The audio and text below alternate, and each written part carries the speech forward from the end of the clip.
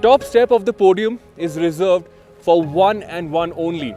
Now when you look at the big bike adventure segment, the last 10 years have been insane. A lot of manufacturers have invested in this space and I'm so happy to see this segment grow. I am in Leh today to experience a brand and a motorcycle that revolutionized it all. Meet the BMW R1300GS.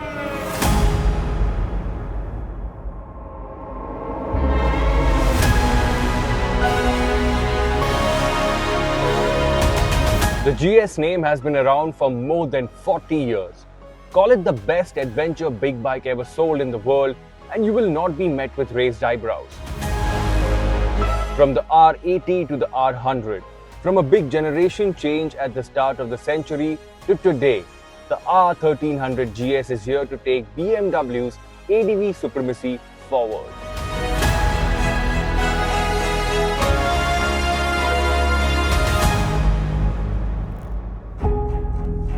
First and foremost, let's start off with the looks. Remember when the S1000RR came out and BMW went from asymmetrical to symmetrical? People had a hard time liking that design and the internet was on fire. But as time passed, as the years passed by, people started liking that design as well. I feel it's going to be a similar case with the GS2.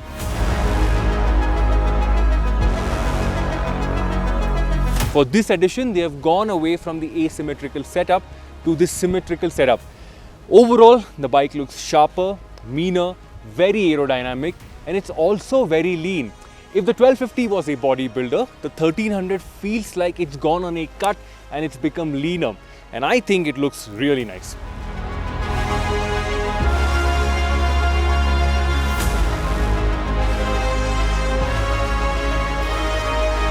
BMW are calling this an all-new engine. It's lost 6.5 kilos over the previous one and it's completely redesigned. 145 HP and 149 Newton meters of torque. So there's a good mix here. When we talk about internals, the bore is now bigger and the stroke is shorter. And you might be wondering if it's lost out on any bottom end feel. BMW's shift cam tech makes sure it's extremely punchy at the bottom, but there's also no lack of top end drama.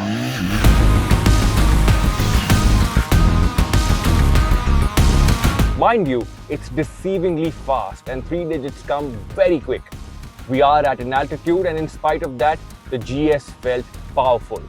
I don't doubt how it will feel at lower altitudes because this thing can go.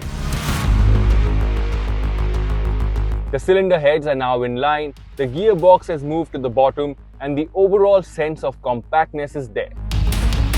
To finish things off, the throttle response felt on point and the clutch felt light. But the new quick shifter felt very clunky. The downshifts were okay, but the upshifts weren't necessarily smooth.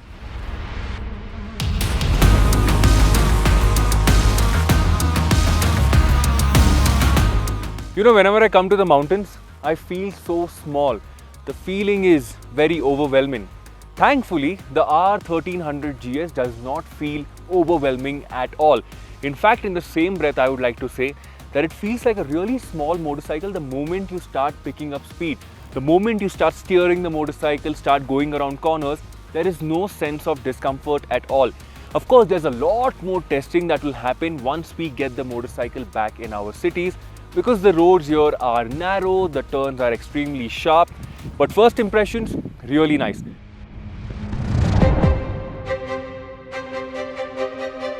Now a couple of factors, the motorcycle has lost about 12 kilos from the 1250GS, partly from the engine, partly from the chassis and the subframe and a lot of other factors, but that has also contributed to why the R1300GS feels like a nice motorcycle to ride.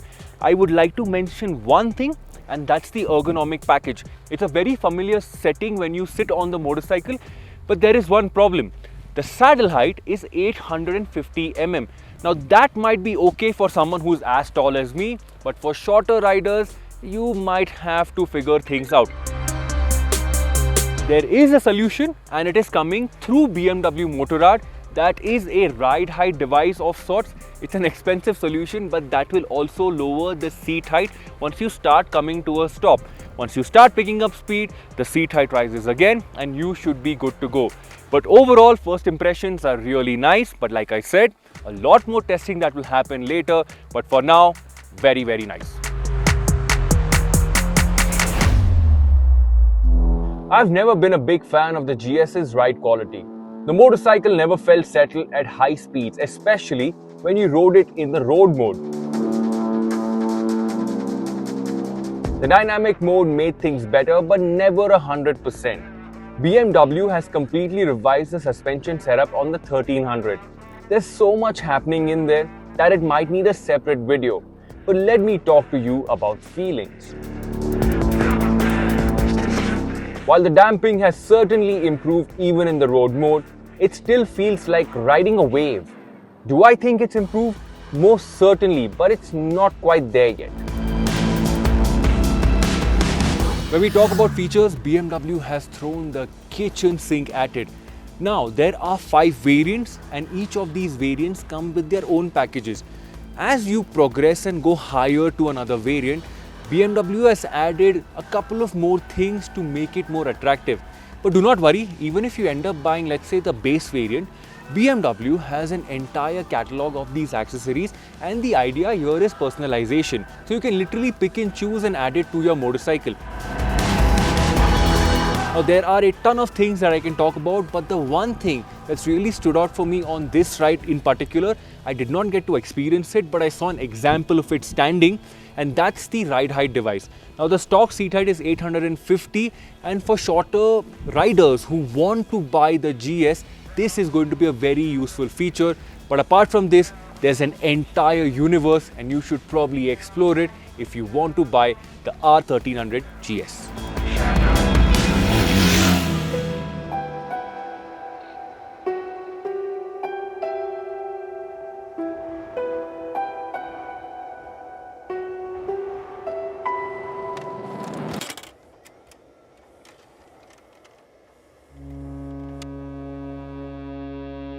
Our ride has come to an end, and I was just gathering my thoughts about the R1300GS. And here's what I have to say. Is it a better motorcycle than the 1250? Absolutely.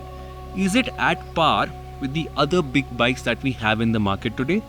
For sure. Right now, sitting in this chair in Leh, I don't know the pricing, but by the time this video is live, the pricing's already out.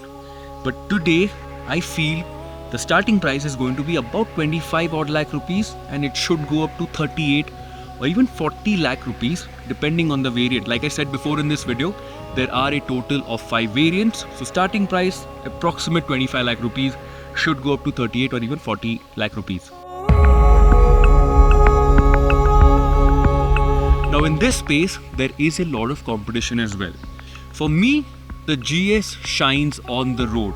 I know it's always been an exceptional off-roader, but we got very limited time off-road. Hopefully we'll get to test all of those things later. But for now, on the road, really nice. It's like a boat. Its ability to munch kilometers, its ability to actually munch kilometers comfortably, that for me is the highlight of the motorcycle. That's the biggest takeaway for me today. Honestly, if you're looking at buying the GS, you'll probably not look at any other motorcycle. And I also feel it is a nice upgrade for current 1200 or even 1250 owners.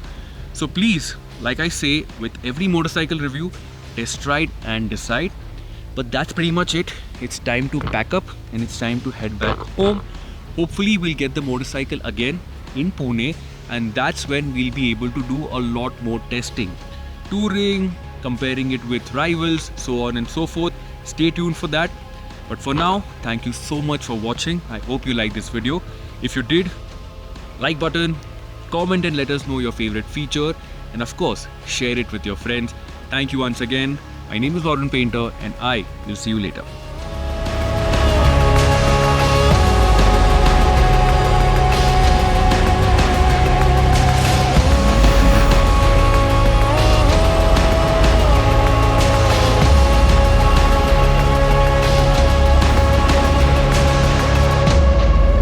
Sound check ये side खोल के देखना, mic करेगा.